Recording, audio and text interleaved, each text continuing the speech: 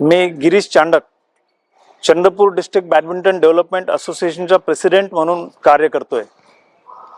आज इथे डॉक्टर सच्चिदानंद मुनगंटीवार यांच्या स्मृतीमध्ये राज्यस्तरीय बॅडमिंटन स्पर्धा होऊन राहिलेली आहे।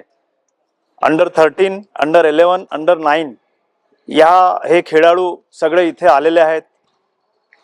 हा प्रशस्त हॉल आपण जे बघून राहिलेला आहात, हा आमचे पालकमंत्री माननीय डॉक्टर सुधीरजी मुनगंटीवार यांनी हा प्रशस्त हॉल आम्हाला तयार करून दिलेला आहे।